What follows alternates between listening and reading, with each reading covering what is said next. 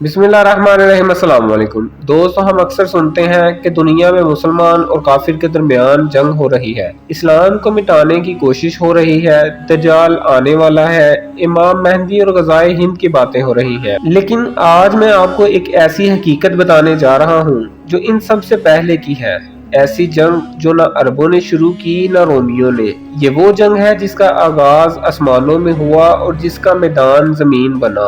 ये जंग थी अल्लाह और शैतान के दरमियान। जब अल्लाह ताला ने हजरत आदम अलैहिस्सलाम को पैदा किया और फरिश्तों को हुक्म दिया सजदा करो आदम को, तो सब ने सजदा किया मगर इबलीस ने इनकार किया। इसने कहा, ए अल्लाह, मैं इससे बेहतर हूँ, तूने मुझे आग से बनाया है और इसे मिट्टी से, मैं इसे सजदा क्यों करूँ।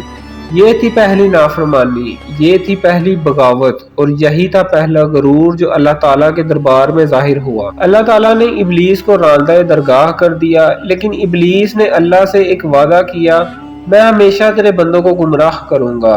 ये बात हम सबको समझने की जरूरत है। ये जंग मुसलमान और काफिर की नहीं, ये जंग शिया और सुन्नी की नहीं, ये जंग मशरिक और मगरिब की नहीं, ये जंग है शैतान की अल्लाह के खिलाफ। और इसका असल हदफ इंसान है, वो इंसान जिसे अल्लाह ने अशरफुल महलूकात बनाया, जिसे जन्नत के लिए चुना और जिसकी हिदायत के लिए अंबिया इकराम का सिलसिला भेजा। इबलीस ये बर्दाश्त नहीं कर सका कि अल्लाह ताला इंसान को जन्नत दे, मुकाम दे और अपनी कुर्बत से नवाजे।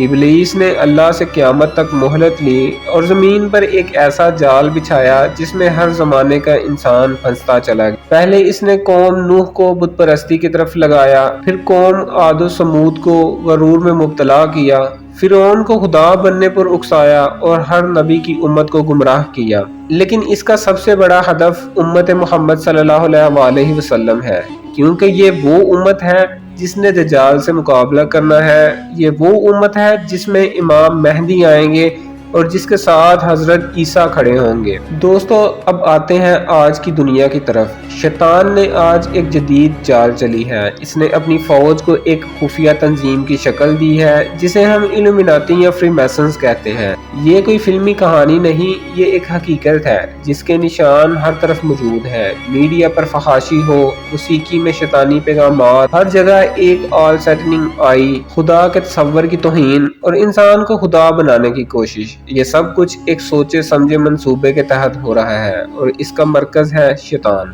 आज फलस्तीन जल रहा है, ईरान और इसराइल आमने सामने हैं, इस्लामी ममालिक को कमजोर किया जा रहा है, आलमे इस्लाम फिरकों में तकसीम है, मसाजिद वीरान हो रही हैं, कुरान सिर्फ रस्मों के लिए रह गया है। ये सब कुछ किसी इत्तेफाक का नतीजा नहीं, बल्कि ये शैतान की इस महारत का नतीजा है जिसने हमें अल्लाह से गाफिल कर दिया है। नबी करीम सल्लल्लाहु अलैहि वसल्लम ने फरमाया, मेरी उम्मत में एक लश्कर हिंदुस्तान पर हमला करेगा और अल्लाह इन्हें फतह देगा।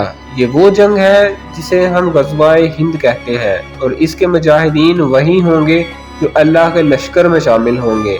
ये वो लोग होंगे जो रातों को जाग कर रोते होंगे, जो दुनिया की चमक दमक को छोड़कर ईमान के लिए लड़ेंगे और दज्जाल के निजाम को ललकारेंगे। जब दुनिया में जुल्म हद से बढ़ जाएगा, जब हज रुक जाएगा, जब मदीना वीरान हो जाएगा, तब अल्लाह इमाम मेहदी को भेजेगा। इमाम मेहदी जब मदीना से मक्का आएंगे और काबा के सामने बैत लेंगे, तब इनके हाथ पर 313 मुजाहिदीन बैत करेंगे और फिर शुरू होगा आखिरी मार्का।